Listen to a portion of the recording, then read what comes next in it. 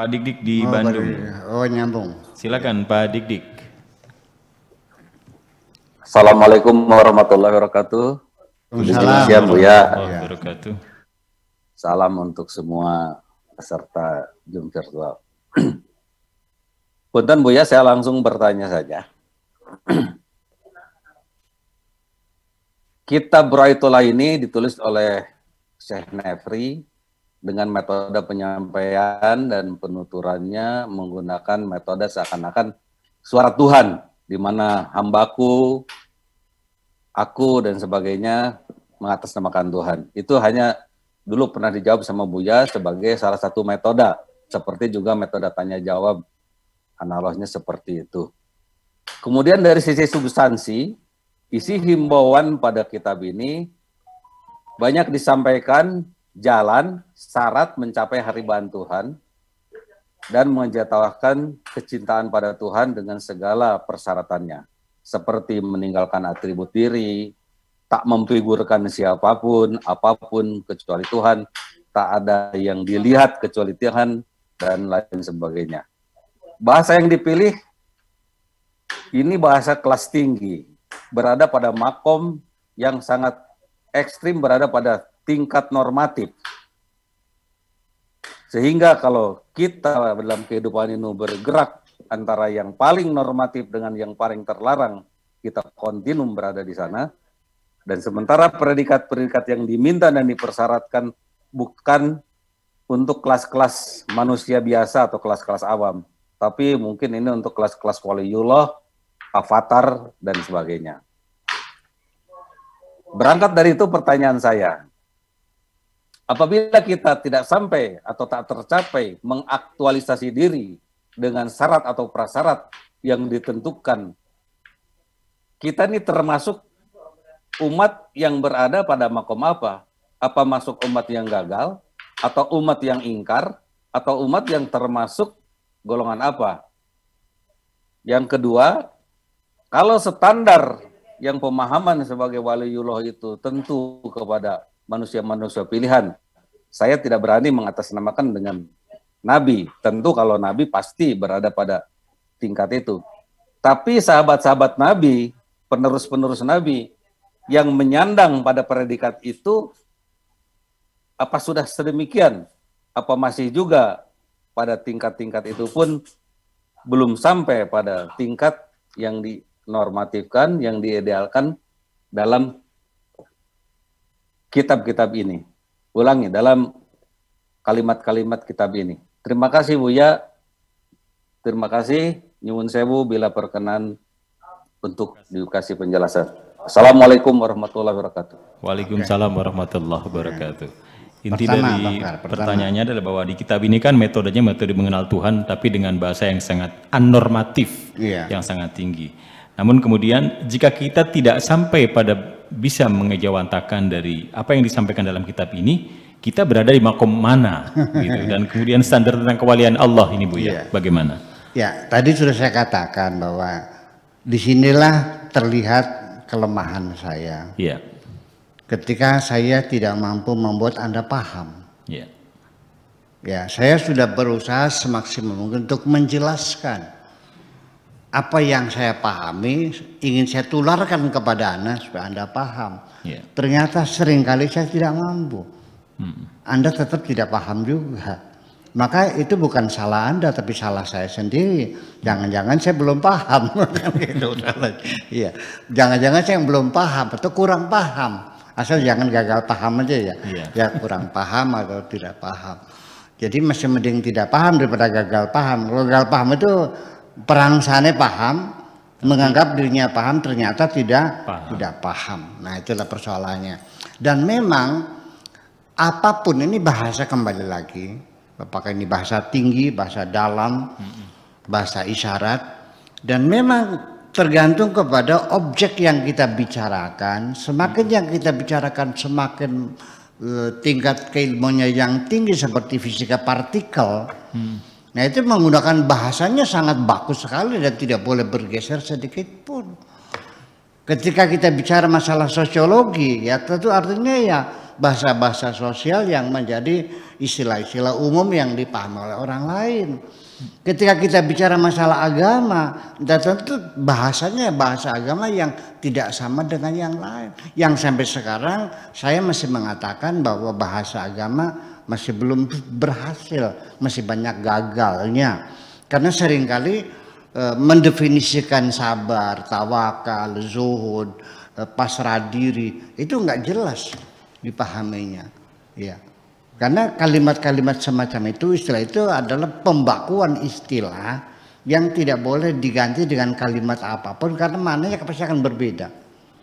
Nah, apalagi ini kitab Ru'ayatullah yang menjadi objek pembicaraan kita adalah Tuhan. Ya sudah barang tentu bahasanya pun akan menjadi sulit untuk menerangkan sesuatu yang sulit untuk ditangkap, yang sulit untuk dilihat dan sulit untuk dimengerti.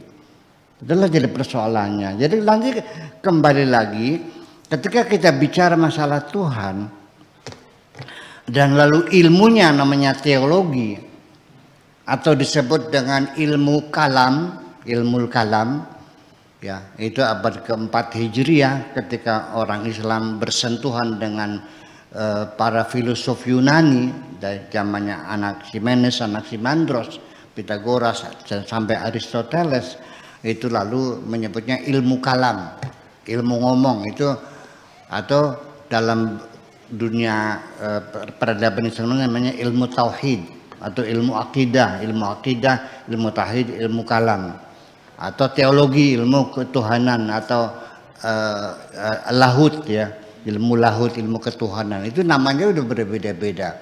Nah, ternyata ketika mereka mendeskripsikan Tuhan, harus kita sadari Pak Dikti, bahwa apapun istilah yang mereka sebutkan itu pasti maknanya makna majaz dalam bentuk resemblance, perumpamaan, pengandaian, tidak persis seperti itu.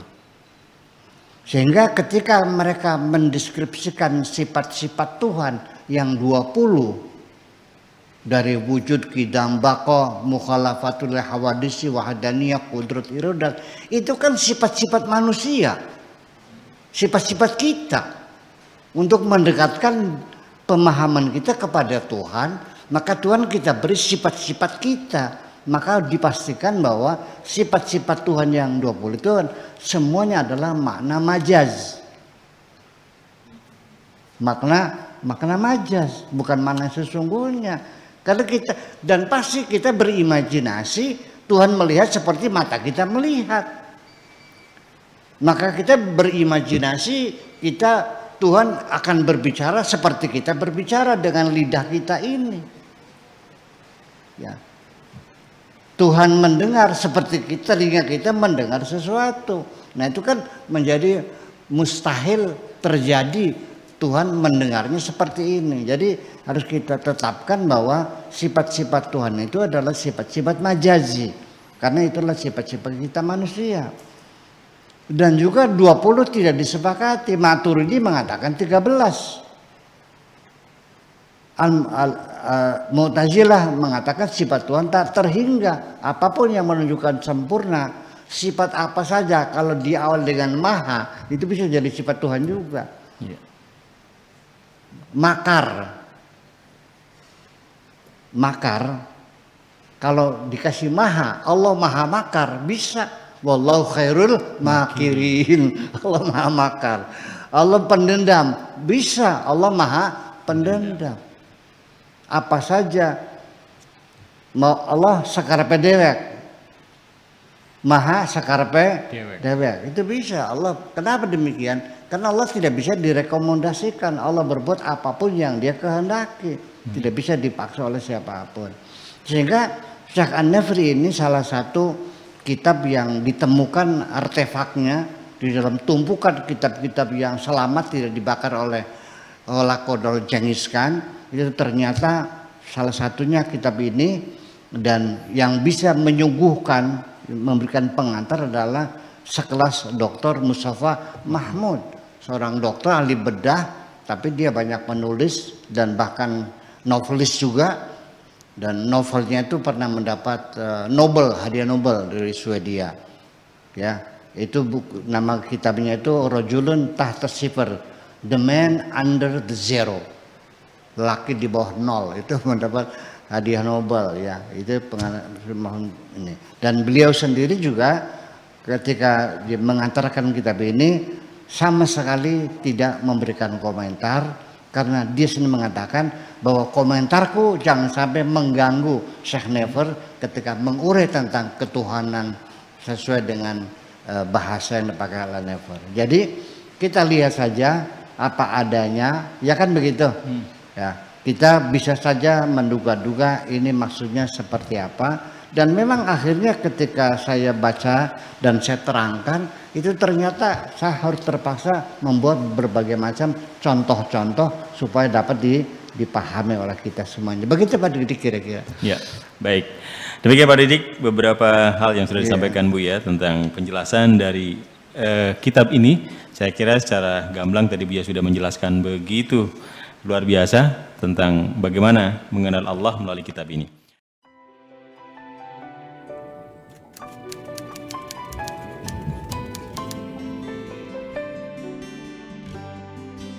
Aku hanya ingin berbagi kebahagiaan dan tidak menggurui siapapun. Terlalu sulit bagiku untuk menyalahkan siapapun. Akan tetapi apabila ada orang yang ingin mengisi raporku, tentu aku sangat gembira sekali. Dan kujamin aku tidak akan sakit hati sedikit.